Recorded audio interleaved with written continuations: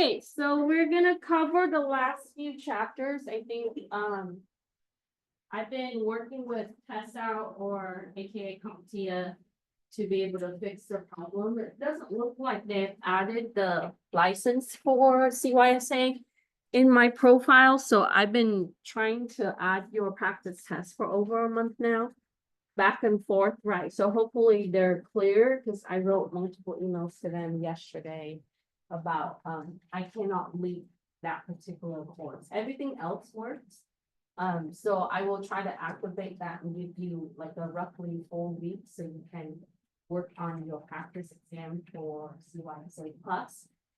Once you feel that you want to take certification, email me and let me know, right? I'll give you a voucher. We do have CYSA, which is not heavily utilized.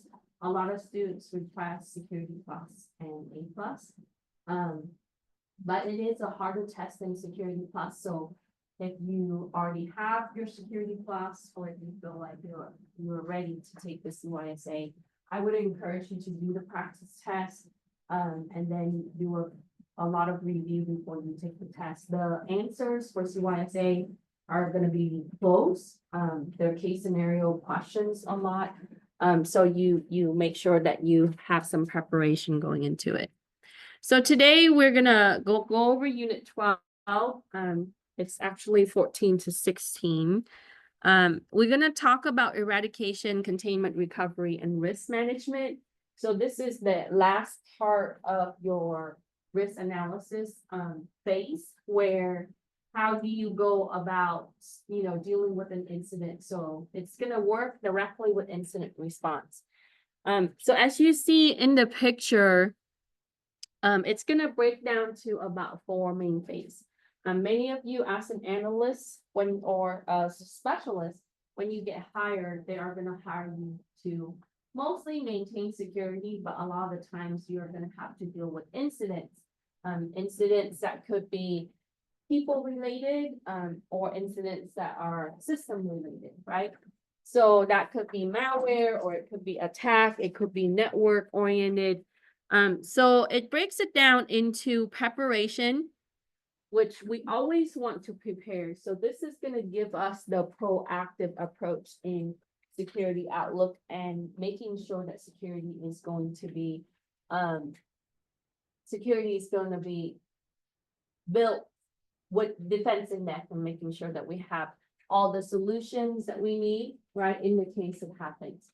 And then now detection and analyzing, this area is really a reactive approach in cybersecurity. So this is when attacks hit the network or the system, or an incident occurs. So you operate here, right? As an analyst, you are going to look at how you recover, right? And then how you can improve your security solution. And then after we detect, we are going to go through containment. So malware, a lot of times we would think about containment. How can we stop it from spreading?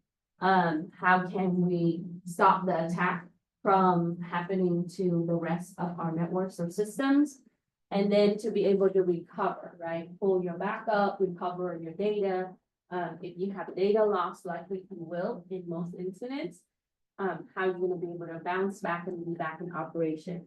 And then you're going to do the reporting, right? And then going back to preparation again, looking at how you did in the last incident and be able to do better. So it gives you the breakdown description for each phase. And we can go through, we can answer some questions so we can better understand the areas of incident response. So the first question asks, why is containment is a critical activity in incident response procedures? So when we say procedures, that means that we have a list of steps to follow, right?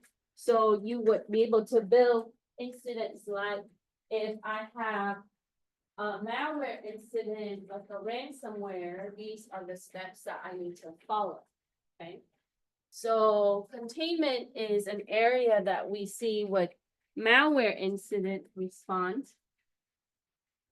Because containment is an approach that isolates the incident and prevents it from impacting the organization, especially when we're looking at systems. So the first thing, right, you need to pull the cable and disconnect that system from the network period. Right, that's the rule for malware. We want to make sure that we contain it within that system, or if it already happened in that segment, we pull that segment switch. Right, we don't want it to spread any further, because the longer, the further it spreads, the harder it is for you to recover, right? As we see that if you implementing a system that are impacted, you're gonna have more data loss, you're gonna have more lost time in your operation, especially if you're relying on your system. So containment is important. Now, if we're looking at attacks coming across the network, let's say you have denial of service attack. If you see that in your network monitor, you see a lot of activities that are happening to your target, as maybe one of your server was being targeted. What you need to do is you need to make sure that you either divert traffic, right? But you have to do live firewall configuration and making sure that you reject that particular traffic if it's coming through, right? So if your appliances don't have the appropriate rules to be able to combat that attack, you have to make sure that you implemented that immediately, right? At that instant, so that way, even if, let's say that some traffic is coming through and it's slowing down your server, but at least your server is still able to respond to other requests. And what we can do is we can either absorb the traffic, block the traffic, and we can implement other solutions. So what you have to do in planning out your security solution is you have to have the procedures for various things. So in an incident response plan, has a list or steps of various ways that you would respond to various incidents, right? From ransomware to attacks to fraudulent activities, etc. And then for the second question, it says, how can system be segmented on the network for containment? So a way that we can isolate an area of the network is to use virtual local area network, right? That means that you have to configure a switch, a layer 4 switch. And on that layer 4 switch, we want to set up a range of IP address that is not part of that particular network, right? So we would be able to force it to route through, and when it routes through, we want to make sure we place the appliance, the security appliance, the firewall, the intrusion detection system, the intrusion prevention system. So it filters everything coming back into the network. So is it physically a separate network? No, right? It's on your rack. That switch, that particular port, right? Or a range of port will belong to the virtual network, where let's say I have a 48 port switch, port 1 through 12 might be in that VLAN. And then the rest of the ports will be part of my regular network, right? So with that, we would use a separate subnet to be able to make sure that we can contain. And this is a way that we can reroute that traffic to an area that we can control, right? But in an enterprise network, you're gonna have thousands of systems, and you don't want things to come through and impact them. So if you're looking at something like Amazon, right, they have many data centers, and each data centers have thousands of servers that they're hosting other people's services and operation. So in the case where if one segment of the network would only be in that one switch on the rack, right? Or it could be a stack of your switches, but what you can do is you can create a virtual local area network, right? And then tie that to your ports, your physical ports, and then making sure that you can contain the traffic through that virtual local area network. Is this gonna be 100% foolproof? No, right? We know that VLAN sprawl is So if they can get to your network, they will find a way to get through because everything still needs to route back to the backbone. So when we say a backbone, your backbone is going to contain your main router, right? Your security appliances on that same rack. So and all the switches is going to uplink and send everything to your routers, and your router is going to send that out to your external network. Well, VLAN still have to be routed, okay, in order to get some traffic. Now, can you have a completely isolated VLAN? Sure. We can control the route where we can turn off the route on that switch. So this is why, right, networking and switch and routing configuration is important. Because we have to make sure that we know how to be able to stop something from coming across the network. Okay, so you can set up a VLAN. And then number 3 is says describe the technique of isolation in an incident. So when you isolating an incident, that incident needs to be correlated to an object or a subject, right? So when we say subject, that could be a user, right? But you have a lot of automated systems that are communicating. So that could be systems, right? Servers, or it could be an endpoint, multiple endpoints. So when you isolating the systems, that systems contain application and data. Okay, so you have a way to really looking at how the content of that system is impacted by your incident. So you know how they were saying, like, how do they know how many records or how many things were lost, right, after an attack, or if there's data leak or if there's a breach, right?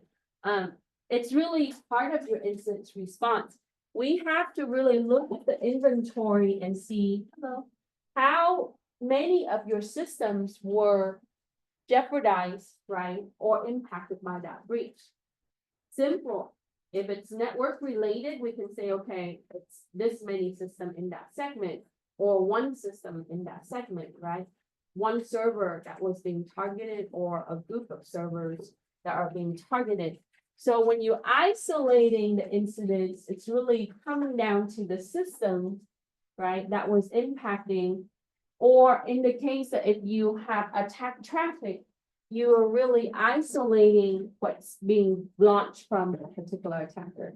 So how can I really determine that, right? All the traffic is going to come into your network using some form of public IP. Even if they mask the IP, it's still going to show that that's how we identify external intruder, is through the IP. So if you are isolating that, right, you identify that type of traffic and you want to use your security appliance to control that traffic, that is really a way for you to separate all of that traffic to the rest of your network, right? So this is why, like, live firewall configurations, like live IDS, IPS configuration is important. So when you work for security firms, or even in an enterprise, or your network, what you see is that we can't just place the monitors there and expect it to sound off, right? What we want to do is there's still, even if we integrate AI, we still have to be incorporating our skill sets to make sure, because your system is only going to do its job following the rules. And if the rules are not placed for that particular unique IP, then it's still going to let it pass. So what you want to do is you want to make sure that your rules, right? And some systems are intuitive and it is behavior oriented. That means that it adapts to the behavior, but not all systems will be like that. Any question? Okay. So as you look through the notes, right, it talks about containment is a critical priority. So when you have an incident, you start with containment. Okay, that means that you need to stop it from spreading and impacting other systems, because it could cause disruption. Usually it does, right, or it could cause damages or even stop your service, so disable your service. So in the network area, we really think about like performance, right? And service availability. We want the 7 nines, so 99.99.99999%. However, we want to make sure that we have a appropriate plan to do that, right? Some organizations don't have the appropriate plan. They might be just reactive to incidents. And in that case, there's not a lot of proactive measure for security. And then while other institution, you have a plan and then you have to kind of simulate and prepare by practicing your plan. And then the next part, if you want to look at segmentation, right? So it gives you a little bit of diagram so you can see. This one uses a firewall, so it's a border firewall for internet traffic coming in. But this firewall also filters for these 3 networks: the guest network, the employee network, and the data center network. Now, in my opinion, if this is the only firewall that's being used for these 3 networks, likely that it's going to have bottleneck. Second, it could be a single point failure for this area. So if they defeat this firewall, 3 networks are open. So the flaw in this design is that, okay, we do have separations across different networks, right? The guest network, which is maybe for their clients or the customer, the employee network, and the data center. However, the only security appliance that's going to control the traffic across these networks is the firewall.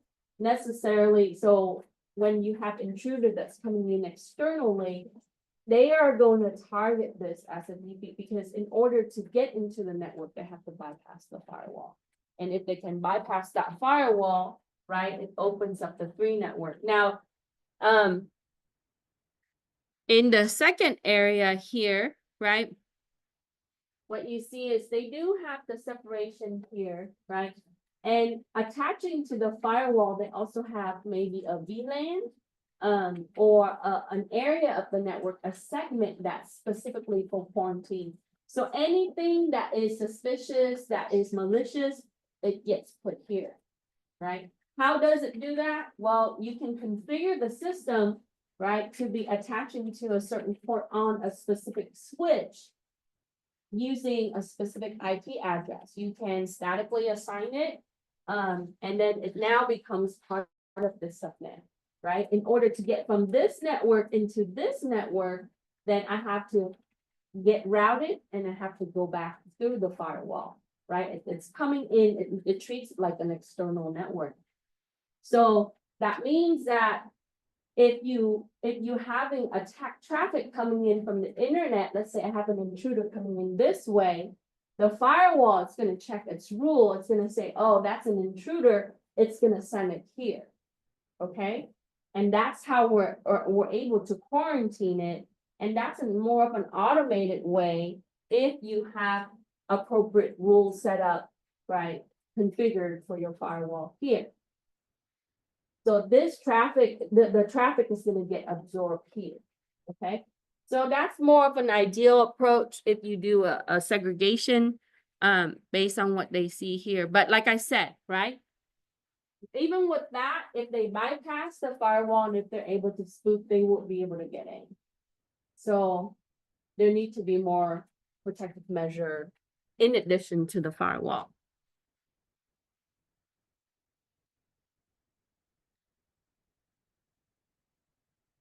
Okay, and then on the isolation part, that's on page 3. It talks about the 2 areas that we just touched on, the systems that we need to isolate and the attacker, right? Placing the attacker into a sandbox environment so that way you can have more of a containment for the attack activities. In some case, we can also implement honeypot systems.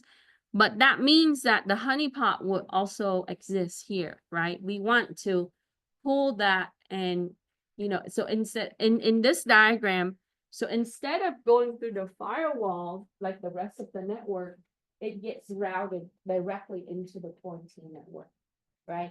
So that means that your router has to have routes. So, and to determine, for example, let's say we want to say public IP from China, this, right, is going to get routed into the quarantine network.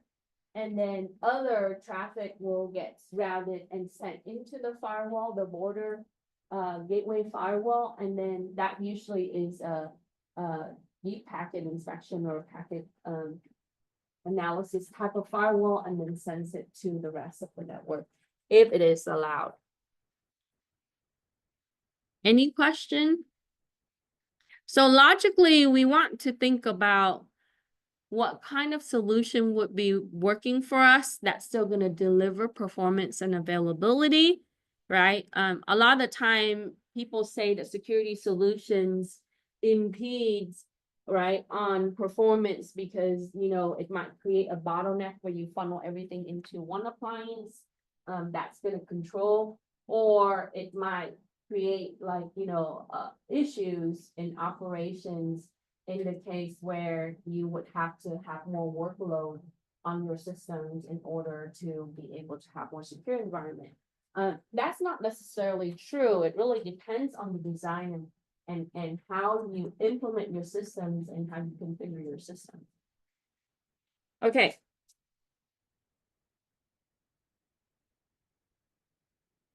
Okay, so we talked about isolation. The fourth question it asks you, which containment technique is the most effective in incident response? And ideally, removal is the best, right? But in some cases, you cannot remove. Malware is one of those cases because malware is really designed to cause damage or have system files infected, right? Or change or modified or control or unavailable, right? So, for example, in Windows environment, most malware will target your system 32 file files or dynamic library files, files that would be allowing the software to be able to have access to your hardware devices through the operating system. Malware would be utilizing system privilege because system privilege is equivalent to admin privilege in a lot of the activities and occurrences in the system, right? So when we remove the system files that are impacted, and if you ever try to do that, you are going to get a system error and your system must crash, right? So system 32 files are critical in OS operation, right? If you delete a certain files that was infected by the malware, likely that you are going to have issues maybe with some of your hardware or maybe on some software level. When we have other incidents where we're looking at, okay, if we have an attacker, if we're able to remove the attacker from our network, that is ideal. Yes, that can happen. But not always is going to be the most effective, right? Depending on the case. But removal is the most effective because it would no longer impact your system. However, like I said, right, in some cases when you remove, it can cause other issues. So you have to really think about what are you removing and with that action, what additional results are you going to get? And then based on that, so you should have multiple decisions, right? As an analyst in security, they go to you to really, because you understand if I go with this decision and these procedures, this is going to be the outcome. Hey, when I go with B decision, the B outcome is different, right? So we need to make sure that we have multiple options in how we approach security. There's no one solution, right? Every solution has a risk, and as an analyst, you weight your risk. Okay, when they come to you and you're gonna say, if we go with this solution, this is the risk percentage. If we go with this solution B, this is the risk percentage, right? The business side of the house, they're gonna quantify that to money. Okay, so if it's 38% in the risk that we take, and this is equivalent to this much loss or this much money, compared to, let's say, 42% in this in B, and it's equivalent to this, right? But that 42% can be other areas, and it might not be higher in the dollars, you see? So it might be impacting people as assets, and then in other cases, it might be impacting systems or technology, right?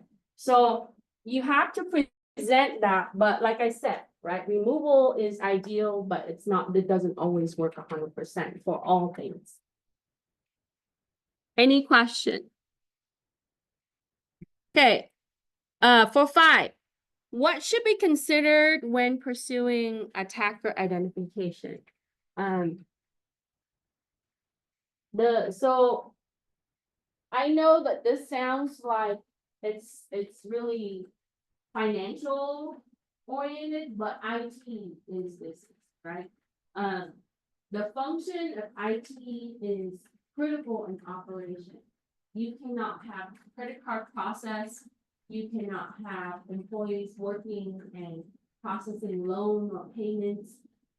You cannot have, so without systems, we don't have business. So that means that we have to really think about the business value when we're identifying the attacker. And when we go through the phases that we talk about for risk management and containment, eradication, recovery activities, all of these have business values in the decision that you make as far as containment, right? Eradication, remove, and then recover. Okay. So ultimately, the decision is going to come down to the most low cost, usually, right? Because they want to be able to profit or gain and be able to pay their employees, their workers, and continue the business. But at the same time, right, you also have to look at like how this is going to be consequences down the line, especially when it deals with compliance and regulation. It might be a good decision temporarily or immediate, but in the long run, that might not work. Okay. So sometimes security solution can be for a short period. So how is that going to be playing into your business value? Is that going to hold 5 or 10 years from now, right? You might implement something that would fix the problem now, but it doesn't go away completely. Okay, for a long time. So we have to think about that. So that means that when you're pursuing when you're identifying the attacker, right, or when you're going through this process, you need to really think about how that impacts the business and what kind of, financial impact that's going to be on the company, or especially with operation.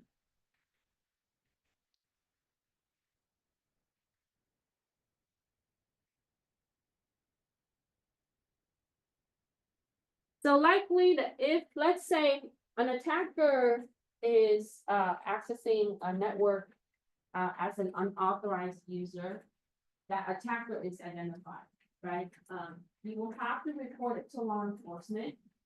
Now, then there's going to be the decision on, so you have to go through this process to look at like what kind of things this attacker take or access, right? So we looked at the logs, we looked at how the activities that were happening, our data to see if there was anything that was lost, right?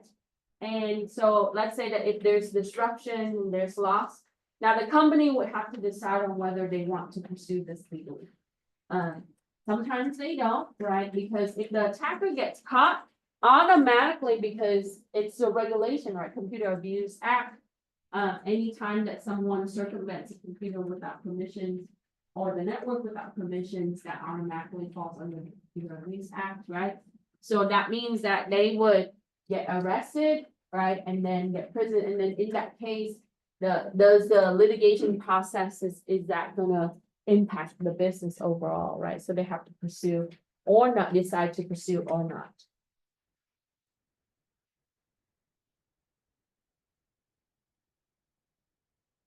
And then, you know, through the cases, then they can, you know, file for loss and all of that. But sometimes they would utilize insurance to be able to accommodate the loss that for the data or any kind of service. Okay, so removal information on the bottom of page 3.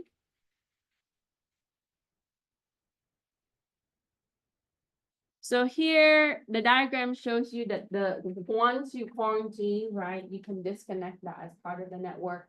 And that really create an isolated environment so you can do a little bit more research on the activities and the behavior, and then to be able to have a better understanding, especially if it's not known. Okay, so the next part is forensic. So here you have to be able to gather the evidence, right? Be clear. So the way we identify things in cybersecurity is with addresses. MAC addresses, IP addresses, and compute host name. Okay. Now, not all systems would have protocols or services that would identify as host name, but all systems communicate with some form of IP address because that's what we use, TCP/IP. And then the MAC address is going to really narrow down to the actual unique identification of that system. So when you're looking at Mac OS or Apple systems, right, and some Android devices, the MAC addresses are UID. And then in Windows system, we see that as your media access controller addresses, or what you see is that's going to be the physical address that is ingrained onto your network adapter.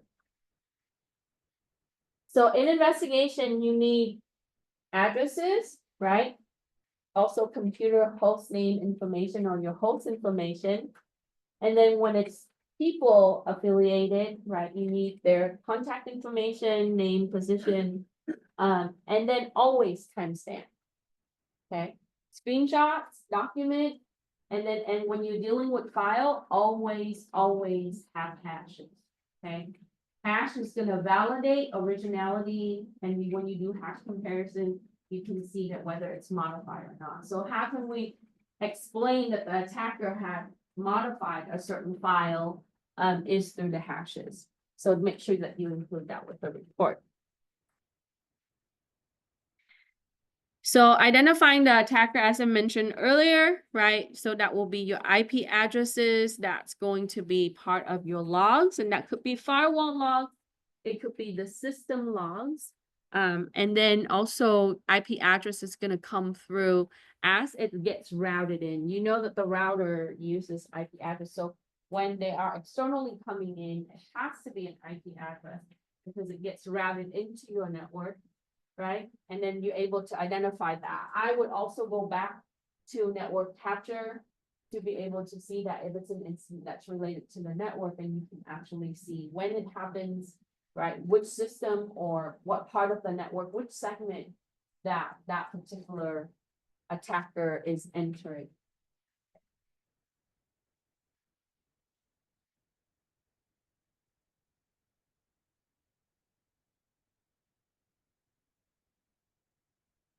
Okay, so we talked about attacker pursuance as far as identification of the attacker. Number 6, it asks you, what is the primary purpose of eradication in an incident handling? So if you look at the next section where we left off just now, right, we talked about removal. So eradication really encompasses removal, right? So to remove any artifacts of the incident that may remain on the organization network. So when the purpose of that is to take that part of whatever that happens, right? That could be systems, that could be traffic. So the artifacts that relates to that incident, what you can do is you don't want to delete it, okay? Because we want to build that for evidence, but what you can do is you can put that into the quarantine network like what is shown on the diagram. And you can further investigate it there. As we talked about forensic before, we don't want to delete anything that occurred, right? When you are investigating in forensic, making sure that you capture the image of the system that was impacted, and you take that image, and then you'll be able to replay that and be able to analyze it. Now, the system that was impacted, you need to isolate it, right? You need to disconnect it. And so now what if it's a critical server, right? What if it's an authentication server or a web server or an application server, a database server, right? You should have a failover system in the case that happens. And if you have a secondary system, you can utilize that secondary system. So this is why if you have adequate backup information, right, we'll be able to recover, pull. And what you see is if you're using RAID or some kind of data storage, you can pull that either from the cloud or you can pull it from the actual storage on your network and be able to add that to your secondary system and have it updated. But that should be regularly done if you have a failover system. So your failover systems needs to be current with the data that you have in the primary system. Now authentication system, right? The way, like especially Microsoft, it's designed to make sure that it replicates. It does that automatically every 60 minutes. So anytime that you configure, so for example, I add 5 users to my network, created their password, add them into groups, give them group memberships, right? And so I have a domain controller, right? abc.org. And then I have subsidiary, right? I might have child.abc.org, child2.abc.org. So what will happen is it's going to be top down. So the domain controller is going to replicate down to the subsidiary controllers. Okay. So in that case, it works in efficiency in that the users can log in various areas of the network, not necessarily only to the domain controller. Secondary, we have that replication process so that when we have the updated information across the actual domain structure, right? Okay. Any question? But doesn't mean that you don't back up your domain controller, your DNS, and your authentication system. We still have to perform the backup on that in the case that we don't have the availability with the failover as well. Okay, so for 7, what is the critical element when implementing a secure recovery to correct control deficiencies that led to the original attack? So the part after eradication is to recover, right? That's the next to the last phase. So when you're looking at the original attack and to recover from that, to be able to place your data back, to reconfigure, you might have to reinstall your system or buy new system, buy equipment, install software, add the data and the application back, right? You need to, in order to recover securely and fully, you need to understand what had happened. Otherwise, they're going to come back. And this happened to Target a couple decades ago, right? HVAC.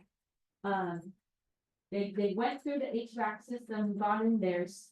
We come back and forth within 6 months. And then you've seen that with T-Mobile and other incidents, bigger cases where they would come in, right, do something there, you have some data leak, nothing was detected, still come back, remain in there for many days, many months, right?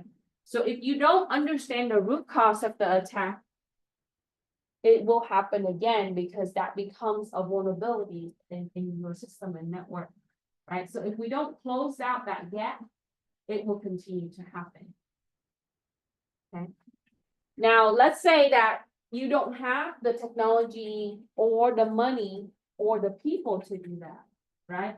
Then you have to take that risk that potentially a secondary, a third or fourth attack can happen, and you will continue to have loss, right? So a broken solution right? Or not a fully secure solution is not a good solution, right? You might be able to keep going right now, but doesn't mean that you're safe for the next year, or the rest of the year, not necessarily.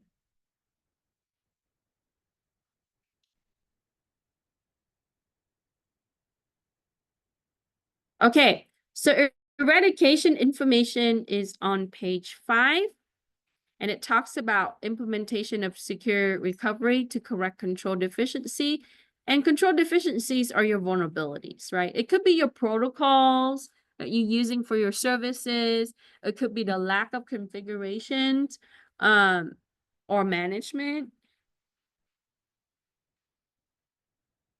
And it talks about root cause analysis, help in how it would be able to improve the security landscape, but also, right, be able to share resources with the community. So that way, if someone has that same vulnerability, they'll be able to address it.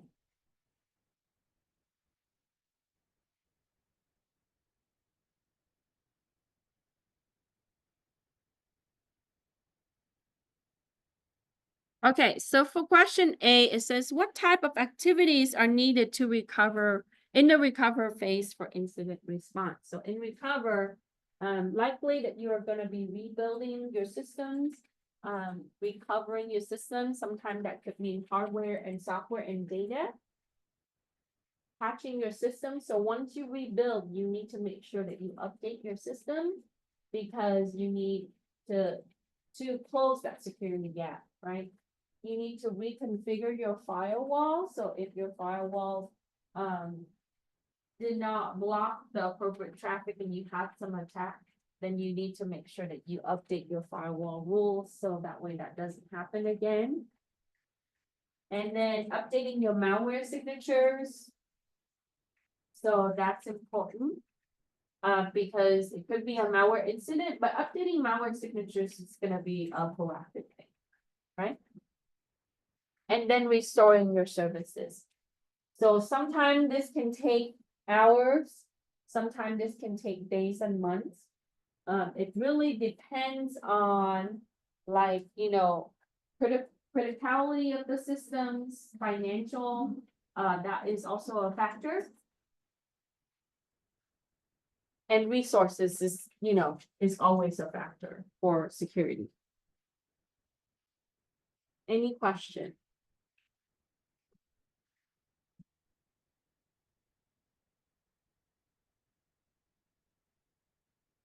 So earlier we talked about rebuilding. What does that mean, right? You might need to be able to rebuild some hardware or software, but sometimes that can be re-imaging. So when we say re-imaging is, it would contain your operating system applications and then place the data within for the system, like how it was before the incident was affecting it. And so we should always have a backup of your image. So when you run a backup, right, it asks you, what kind of backup do you want? So when you build an image, you know that all the systems here looks the same, right? Doesn't matter where you sit, you have the same image, right? But the systems are unique with its addresses and its system name, host name. So when you create that image, you want to also back up that image, because if your image is not available, then you cannot use that image when you restore, right? But when you have a backup just means that it contains the latest files and updated information for that system. Actually, your computer is a state machine, right? Whatever that you have changed to it, it saves, right? So it saved the state of that it was operating in. And so when you do a backup, it might be able to save the configuration in its state. So you have to put the image there and then you roll the backup into that image. It's like installing OS and the application, and then put the data and the files that you need and the configuration to the original state. Or not the original state, the latest state that it was used.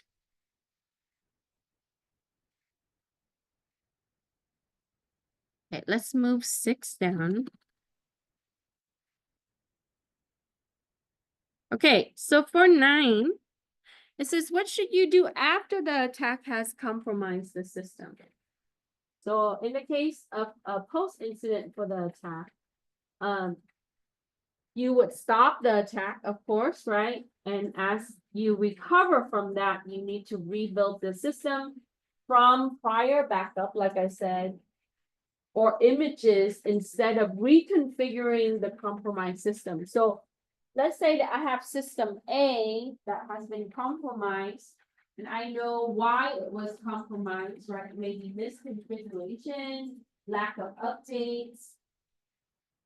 Now, if I go and I just update it and reconfigure it, right? It might not fully restore that system. So we want to rebuild, right? We want to roll the images that was there, that was created for that system, I should say, and then back up. So put the data that was there before, and then you're going to reconfigure. Okay.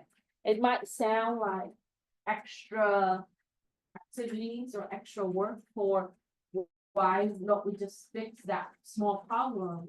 Well, the issue is that there might be data or applications that have been jeopardized. So if you just reconfiguring and not fixing some of the other area as how it was entirely, then you will continue to have problems. Okay. So we want to roll the images, which has OS in the application. We put the data back, and then we configure and close out the security gap. So this is why when you plan, making sure that your recovery objectives, right, your time, your recovery objective time, and your points, so your data and your time is appropriate. And always leave yourself a little cushion, because when you are under, what will happen is, so let's say that I need to recover the system in 8 hours, that was my plan, right? And it might take longer. So if your backup takes 8 hours, you are going to take longer to recover. Okay.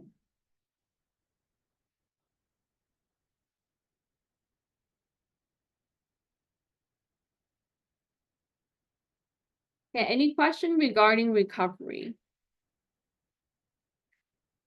Nothing.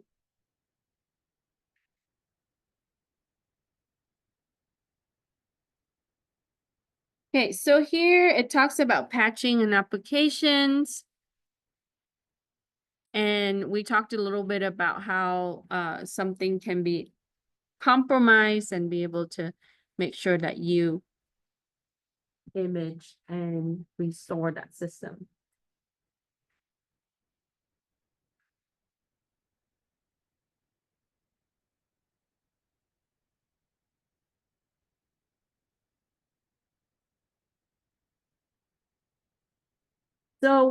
So here it says, cybersecurity analysts should first focus the effort on directly involving the compromised system, right? And working your way outward. So your main goal, right? Whatever the system that was involved in the incident, you deal with that first. That's the highest in critical level, right? And then working your way outward. So you might have 100 systems that are happening like that here. So it was a network attack, right? And then on the outside, then we would start working outward. So once we deal with that 100 systems, and then we would work towards some other systems that are related on those segments, or that part of the network. Okay.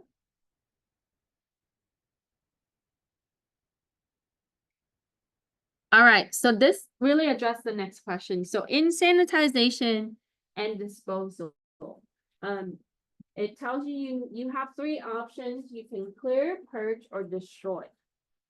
Okay, clear is a way that we logically sanitize data.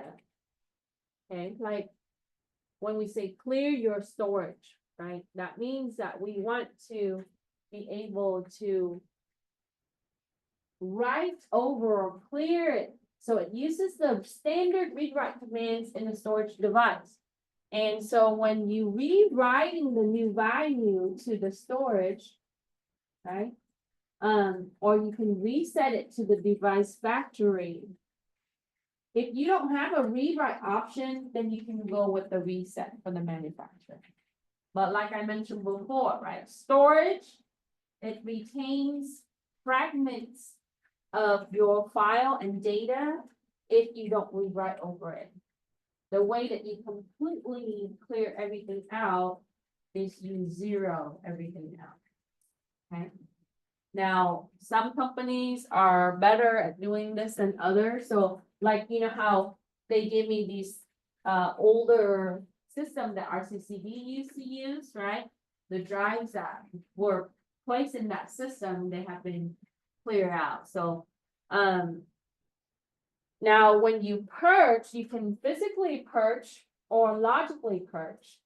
And so in the case where if you can do block erase, you can overwrite, like I said, to do zeros. We can write 0 over all the data. And then you can also, if it's encrypted, because sometimes they would have drives that you connect and to that will be encrypted, you can do cryptographic erase. And this is also known as, you can also hear like degaussing. I know some of you have studied for A+ and passed it, right? Degaussing is a way that you can also purge.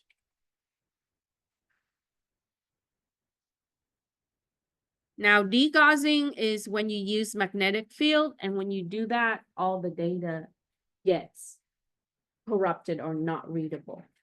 Okay. So purge is a little bit more extreme in that we want to be able to clear everything out. Possibly in some cases, we will not use that device again if you apply a magnetic field to it. Clear is an option where you can remove the existing data and make that storage available again. You might reformat it, right? To have new data. And then when you destroy, that could be physically, right? So we can make sure that we make that media or the storage device become physically unaccessible. So if you have a micro SD card, right, the way you destroy it is you can break it physically, like in 2 pieces, or multiple pieces. And in some case, they will melt that out. They can pulverize it. Some company, they will punch through, right? Like the old, back in the day, hard drives used to be really popular. And to destroy the hard drive, they would have like these machines that would have like nails that is long like this. And then the machine will press the nails down and it will punch the holes through the actual drive. So even if you physically secure the drive, you won't be able to use it because all the components on the drive have holes in it. There's no way that you will be able to utilize those chipsets that will control the drive again. Now they melt out. Now you see that a lot of e-cycle places, they make a lot of money actually, because there's a lot of gold, silver, and copper that goes into the computer. So precious metal can be recycled, right? Your motherboard has precious metal. A lot of the device does. So they would melt that out and be able to reuse it. Okay, so those are the 3 options for the question 10. How do you securely dispose media like storage devices? Clear, purge, and destroy.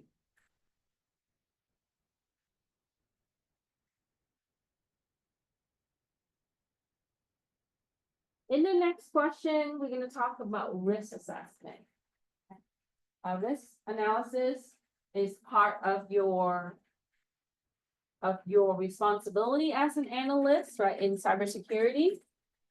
And when we looked at risk assessment, that's going to apply to business impact analysis. That's a document that we use to be able to look at, like, you know, what is the downtime? When do we recover? Right? How is that impacting the business? And so I know if you took my CIS-47 class, right, this is one of the homework assignment where you have to fill out a templated business impact analysis. So if you need to write an business impact analysis, so when you hit Cal State December, you know likely that you're gonna write policy, you're gonna write business impact analysis. There is a lot of really good templates that's already in the field. People created it for you. You just need to customize it, right? Also policies. So this is basically a document, and then in it you have to fill, you have to have your inventory, your critical system inventory, and how those systems would have, recovery time information, recovery point information, and then ultimately you want to make sure that you have it. So that's part of your incident response plan and your security plan. So that way, in the case that happens, you would be able to determine, right, how long it would take for you to recover. So in order to put together your business impact analysis, you are going to do two forms of assessment and risk. One is qualitative and two is quantitative. Quantitative is using numbers. And we talked about like annual rate occurrences, which is what we're going to do next. Or we would look at like annual loss expectancy. So this is a way that you can calculate, right, using numbers. That's quantitative. Qualitative is where you don't use number. You would use some kind of label or a way that you can identify your level of risk, low, medium, or high. Critical, fair, right? Low impact, for example. That will be qualitative. Now, can you have a completely 100% quantitative analysis? You can, but very rare. Often that you're going to see there's both. A lot of the things we can calculate, okay, which is what we're doing. This is an exercise that's similar to what some of you have seen in CIS-47. But sometimes you don't have the exact numbers, right? What if you have a range? And then we want to label that range as maybe critical, right? Then you can use qualitative. Okay, so let's do some calculation. And it's not complex math, right? Usually it's addition, multiplication. Probability is a big thing for cybersecurity analysts, so statistics. It's important to understand statistics. So I know that it's part of your associate degree and also your bachelor degree, making sure that you learn stat. So number 12 says a company has 2 incidents per month impacting 2 desktops. Calculate assets value, your AV, annualized rate of occurrence, your ARO, single loss expectancy, your SLE, and annualized rate of occurrence. So when you go for CYSA certification, you might get questions like this.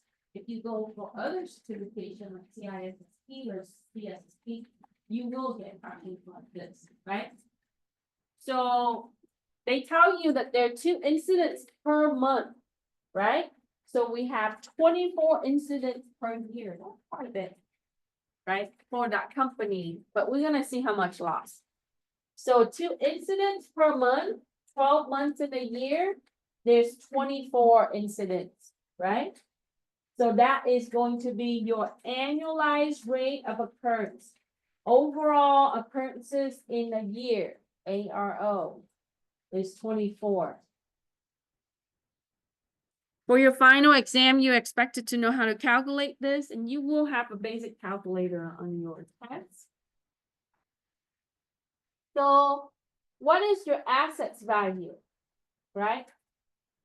And they didn't really give you that here, but let's make an estimate, right? Your asset value per desktop, let's say roughly most business desktops gonna run about 2,000 plus. So let's say it's $2,500. So for the month loss, we're gonna take 2 times 2,500 that's $5,000 for the impacting assets, right? There are two computers, each computer costs $2,500. So the two computers that are impacting is $5,000 in cost. So every loss is going to be $5,000. Your SLE is $5,000 if you have 2 incidents per month. So each month they lose $5,000. So now what we need to do is we need to calculate that out to the year loss. If 1 month I lose $5,000, how much is that in a year? So if I lose $5,000 a month, right, for the 2 computers, I multiply that by 12, which gives me $60,000 in loss per year. Or another way that you can calculate that out is take each computer, right? And there's 2 computers per month times that by 24, that also gives you $60,000, whichever way that works easier for you. So I just look at it as there's 2 incidents per month, so that's $5,000 because each computer costs $2,500. Yeah, $2,500, and then take that $5,000 multiplied by 12, which is $60,000.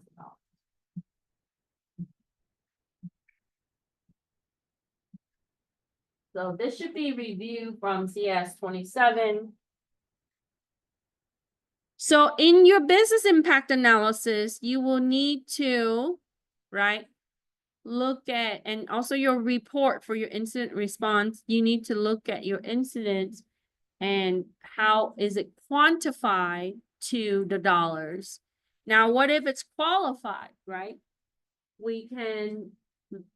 Our result is gonna also be qualified. So if you quantify at the beginning, your result is gonna be quantified. If you qualify at the beginning, like low, medium, or high, your result is gonna be low, medium, or high. Now, can you convert something that's qualified to quantified, right? In bachelor level, when I taught risk management classes, or even master level, yes, you can. You can look at how that would be equate to the approximate in money or percentage, right? So let's say low is like 10%, right? And medium is, let's say, 60%. And then high is 90%, right? So we can correlate that to a percentage or maybe dollars, and then we can convert that through the quantification process. So can you start with something that's qualified and ended up with quantified value? You can. You have to convert your label in qualification to what would be equivalent in numbers. Does that make sense? Any question?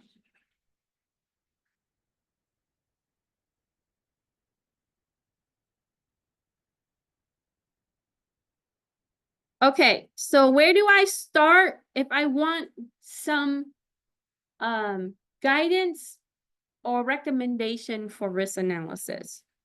Okay. And you would go to NIST, right? You can go to the document labeled SP 800-30. So this, if you want to do the assessment, like qualify and quantify, they have matrix and information. So it provides you with risk assessment and management approach. And then if you use the 800-37 document, this gives you the process, right? The 6-step process on how you can manage security and privacy risk. So privacy risk is a big area for a lot of businesses, right? Because they retain customers' data or users' data. And so what we would need to do is we would need to take a look at that risk. In the case where your customer data or your client or your user data goes, if it's breached, right? Or if it has been lost or stolen, or if it's been taken, how do we deal with that? So we always want to have preparation, and risk assessment helps in decision making. It helps in planning. So this is, a lot of it is really looking at how you can build better security solutions based on the type of issues that you identify now.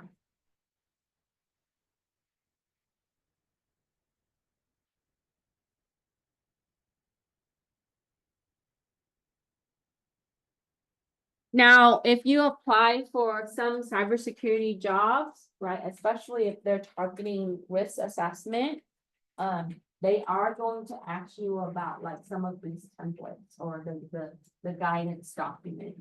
Okay, and you can see that on your job description. So I recommend that if you have time over the summer or down the line, look at those documents.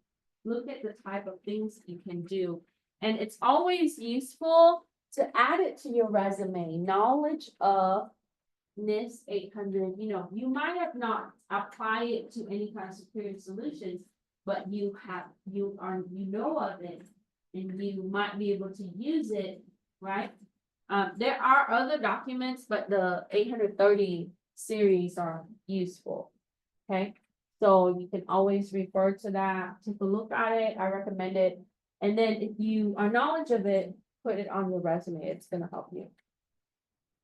Okay, and then that should always go with your risk management section, so that should be a blurb, right? Because when the IT manager, when they scan your resume, they're gonna look for key terms. Right, the terminology that, number one, products that you've used, like software, hardware tools, OS versions, applications, etc. Two, they're gonna look at your skill sets related to security operations, right? Like risk assessment. So those things you need to, put that. And some company, they use AI or a screening system to look through your resume before it forwards it. So it would look for like credentials, certifications, and your skill sets. Okay, so having the appropriate term is going to attract, right, the employers to give you the opportunity to interview. Okay, so for 14, the NIST publication that is going to give you control to implement security framework. Like, how do I prevent certain things from happening? How do I have control? What kind of control do I need for network security? What kind of control do I need for wireless part of my networks, right? So the controls area, you can refer to NIST 800-53, and there's recommendation of 1,000 control across 20 families. So they're gonna categorize, right? Each family is a category, and then within that, we would have a list of control. But again, these are guidance and recommendation. It is not a requirement. So it's recommended that you look at those. And if it is feasible and applicable for your organization, then you can implement it. So these are like roadmaps for you already, right? When I started, they didn't have a lot of this, right? So the people who came before you have put this together for you. All you have to do is know how to apply. Okay, and that's the key in this, right? You given the resources already, you just need to apply it.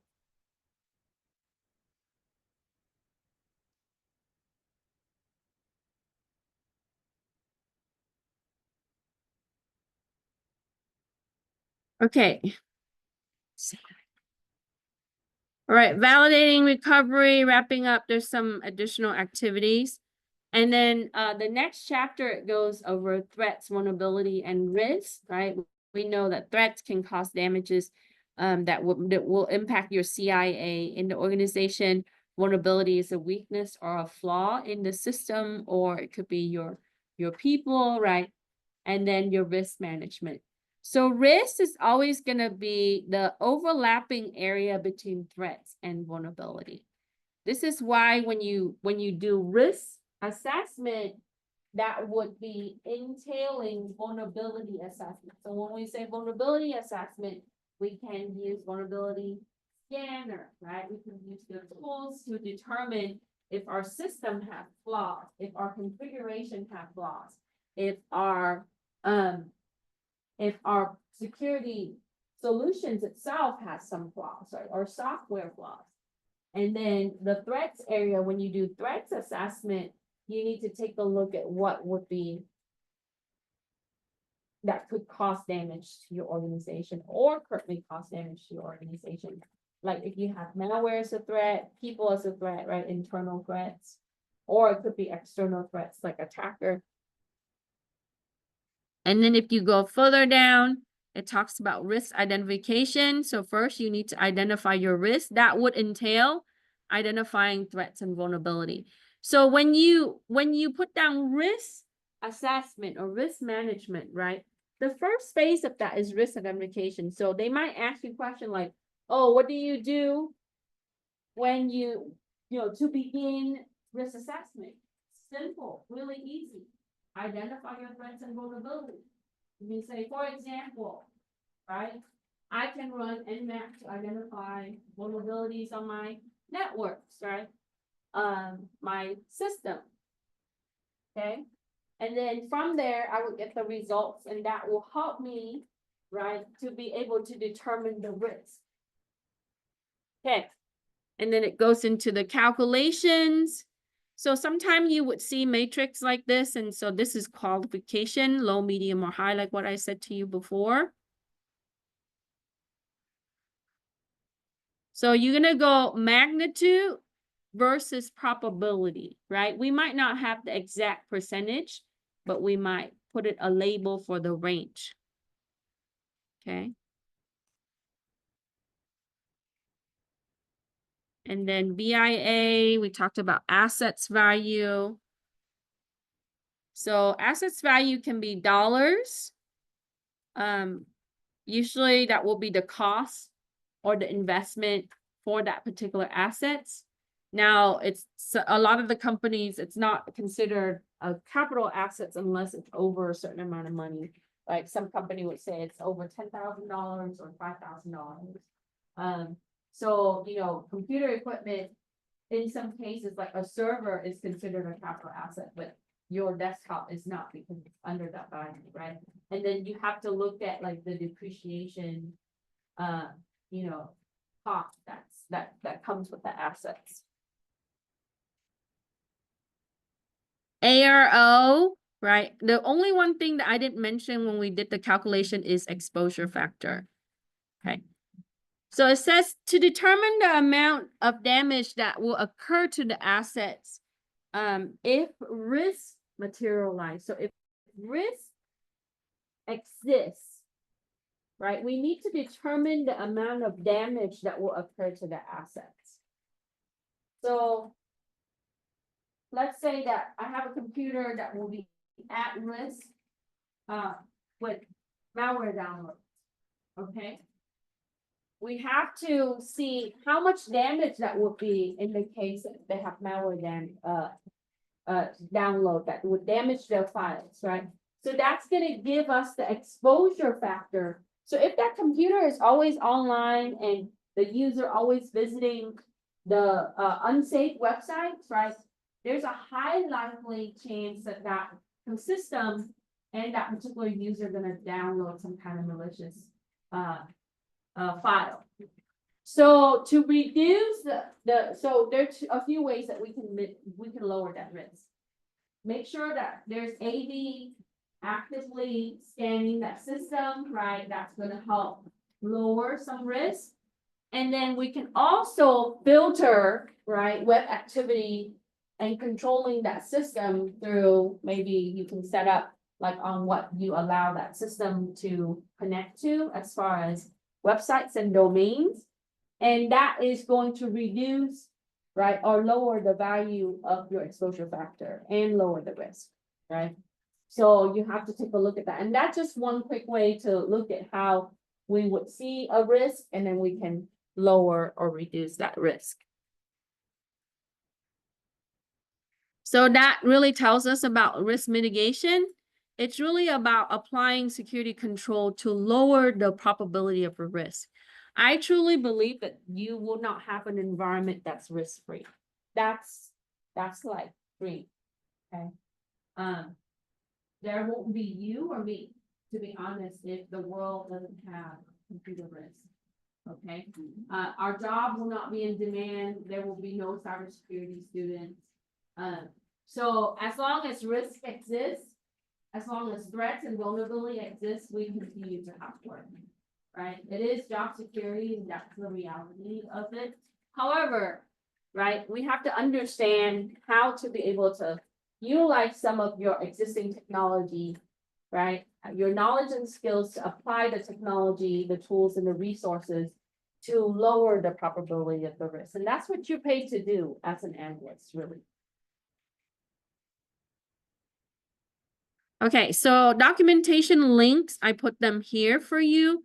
So when you get a chance, you can take a look at the framework, right? We talked about that. Special publications. There are additional publication information and also FISMA.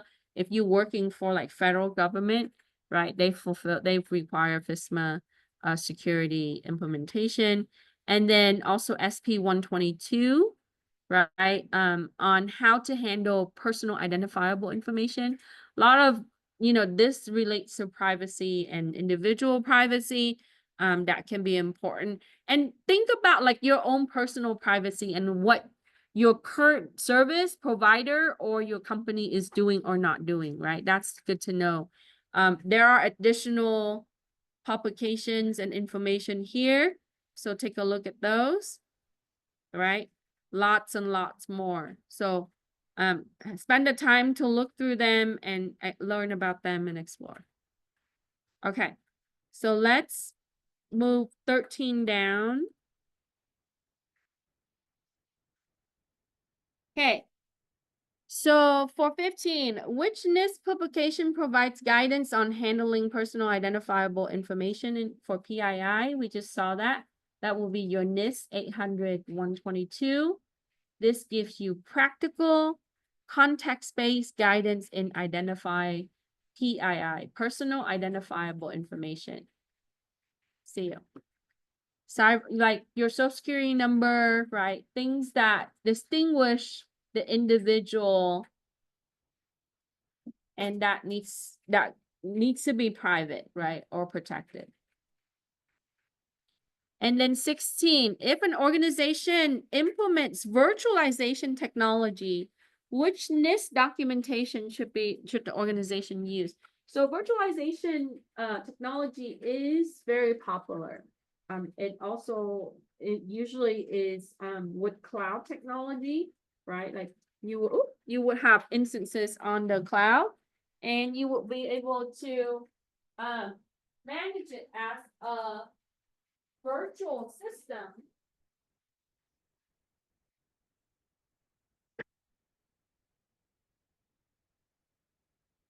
So cloud technology is usually correlate with virtualization, but doesn't necessarily mean that you don't have virtual systems outside of cloud, like in local system, right? You saw you use virtual machines, but let's say I have Hyper-V or vSphere virtual server, right? And I implement that with my company.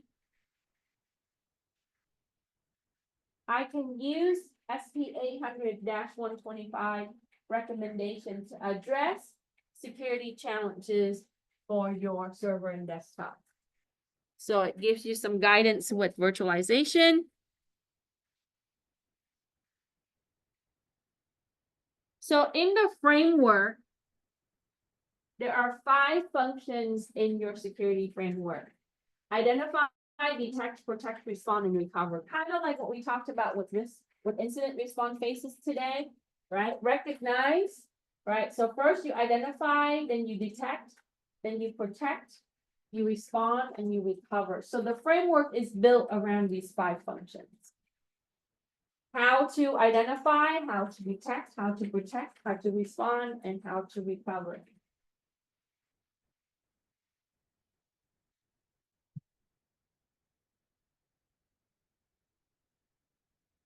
Any questions?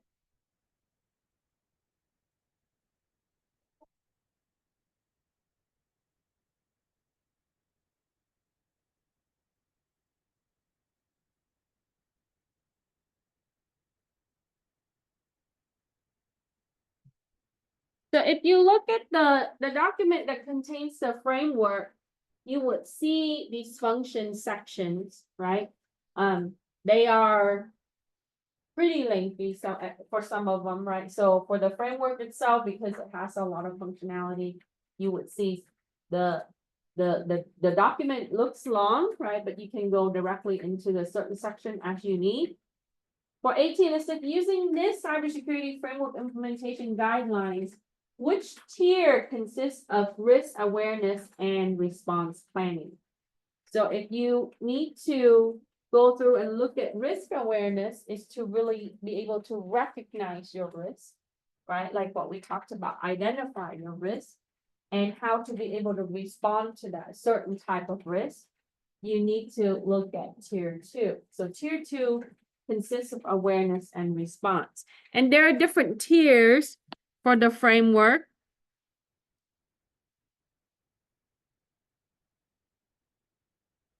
Now, for supply chain, federal agencies, so, you know, like your federal agencies could be your, like government-based, like NSA, CIA, etc., right? They have to fulfill FISMA Act, your Federal Information Security Modernization Act. And when you're working with that, when you're working for these organizations, you would use a checklist. 1, you need to categorize the data and information system that needs security. So it's always good that you have classes of your data, like, you know, like public, private, confidential data. And the systems that utilize those data classes. And so with that, right, you would need to implement security for data. For example, I can encrypt, right, sensitive data or confidential data that is archived or stored, not in use, right, at rest data. I would use email, right, security protection to like content filter rules to be able to determine whether private data is being sent for email. So that will be the control that I can implement for data in motion for confidential data used in email, for example. Right, so that will clear 1. 2, develop security control baseline to protect that information. So at the use normal level, what kind of protection do you have? Kind of control do you have for that, right? So in general, we're looking at like the baseline. So let's think about like we want to make sure that our data is backed up, so that way we have redundancy in the case that our data is corrupt or private information or private data, what kind of security control that we have for most of our users when they are accessing that in the database, right? To be able to support the customer or whatnot. You need to assess security control and refine and ensure that the control is correctly implemented for the organization security requirements. So not that you have control, you got to make sure that the control is effective. So that's the 3rd element, right? So that means that you need to see how effective it is. So how can we know, right? What if you have, let's say, control for malware, okay? you need to analyze your AV, your anti-malware system, to see what kind of combat, right, that was produced through that particular software. How effective is that software, right? Does it protect your user 100% of the time? Is it blocking all the malware that the user is facing or the system is exposed to? So you have to assess your control. Take care. Now, and then you have design, development, and implementation control in the security plan. So you have to make sure that you integrate that into your overall plan. And then once you have that in the plan, you got to make sure that you carry that out. So you implement the security control. Then you maintain and monitor it, right? Because even if we have control, there will be some risk. We're not 100% risk-free. So you see how effective is the control and the risk with the security control. Like I said, if you implement a security control, sometimes that takes away could be resources or other things. For example, if you implement network security control, right? Like if we place a firewall and force everything going through that firewall, that might create some latency, like because of bottleneck, right? So you have to really think about like, oh, that might reduce the performance with the actual implementation. However, right, so the risk base, we can determine that, but it reduced the risk in the case that, if we're monitoring like intruder or attacks. So you would take the risk in slower performance and then reduce the risk in attacks, right? Or security events. And then 8 is to authorize information based on acceptable risk. Like I said, right, we have to accept the risk for decreased availability with the network, because that gives us a little bit heightened in traffic control using the firewall, one firewall, right? But if we implement multiple firewall and redesign the network, that might improve both. So there could be a secondary solution. And once you have implemented and approved the acceptable risk, then you continue to monitor your systems and environment for effectiveness, changes, and compliance. And this is where analysis goes in, right? How effective is your security control? Is it 90%? Is it 100%? Usually it's never 100%. You can get like 99 point something percent. Okay. And then the changes, that's going to help you with change management, which really correlates to also configuration management, and then regulation. So compliance, fulfilling what the law mandates.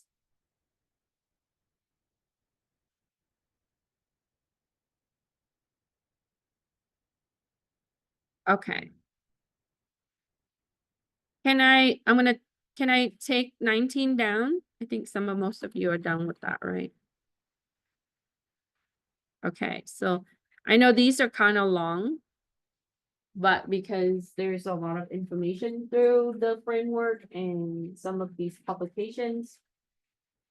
So it asks you, what are the primary difference between NIST guidelines and ISO? So if you ever go to a conference, right, like a tech conference, especially IT and security conference, you're gonna see advertisement of ISO, buy a solution that has ISO 27001, et cetera, right? They would have tons for cloud or, for your business.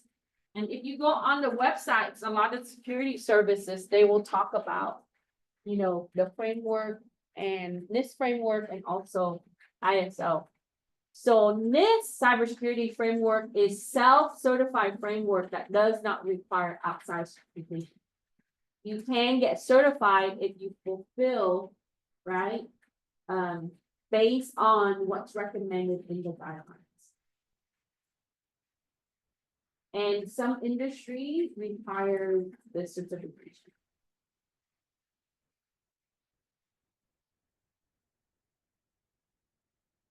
So in CIS-41D, we will look further into like the type of industry that requires specific certifications, because advanced security, which has its own like certifications, like exam, like CYSA, but it really looked at like a lot of the top level decision-making process associated with analysis. Okay, ISO 27001 is globally recognized and it requires a third-party audit. So when you want to go through and certify with ISO 27001, you are a global company, right?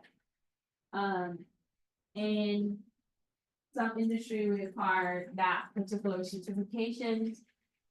Now with that, in order to certify for ISO 27001, you need a third-party audit. You have to have an external auditor that comes in and look at your infrastructure. I sometimes do that, so you can get a certification that focuses on auditing, right? CISA. I'll show you the website as soon as we finish with this question. And if you take CIS-8 in the fall, and this is the first time we're gonna run it here after, so Mr. Lawyer wrote that, right? He's retired for a couple of years now. He wrote it for IT audit certificate here. Try to launch it a few times, it doesn't work. I adopted into the associate degree because there's a need for IT auditing. And it's part of the cybersecurity operation. So you can function as a third-party auditor. You can get an auditor certification and be able to work, right, in this industry. You're highly demanded, actually. Okay, so you have to understand like what to audit, what to look for. So auditing just means that we go back and check to make sure that things are there, right? If things are not there, we recommend for things to be placed there or to be implemented there, right? So in comparison, this is global, ISO is global, right? NIST is more national. The NIST framework is free. And then there is a fee when you access ISO 27001 documentation. Your NIST framework is for organization that has that is building security strategies, looking at like certain areas of weakness or threats. Okay, where ISO is, that means that you already have security solution in place. You already have a security program and you want to pursue that. And through that process, you're going to elevate your security plan. Okay, so ISO is more for like the more mature security platform in the infrastructure compared to organization that begin just at the beginning to build cybersecurity. They would utilize cybersecurity framework. It's free, it's national. So it really depends on compliance. Sometimes if your organization is required to have right ISO certified, then you have to do ISO, right? And there's a fee, there's a cost. And then there are security services company that sells the solution to you, right, for a certain fee, and they will build that for you. So you can be that person, right? You can be that consultant and say, look, I can make your organization certified. I can help you through the process to get certified for ISO 27001. So here are the steps. Here are the things that we're going to do. So you can derive a plan for them to do that. And that can, you can go from maybe, let's say, for a small organization, maybe like $20,000, $30,000, $50,000, all the way to the hundreds of $1,000 or millions, right? Depending on the scope. So enterprise level, when there's a lot of areas that you need to implement that could cost. Right? Time, resources, systems, people.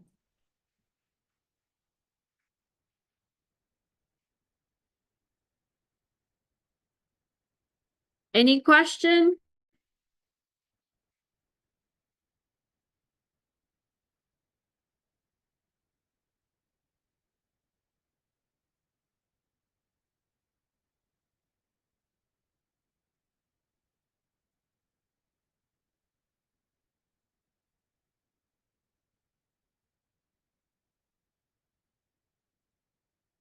So in the past, I don't want to say CIS-A is the first time we offer it. We offered it before, but long ago, before many of you started enrolling here. Ran very small group of students, right? Some of them have already probably moved on. But I really think that class it has legs.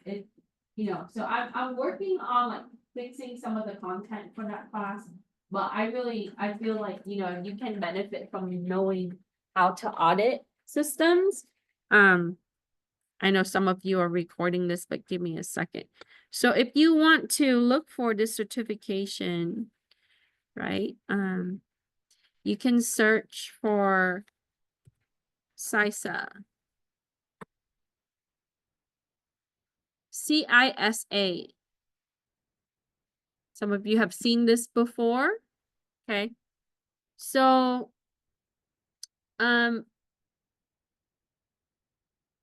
there are resources in, let me see if they have.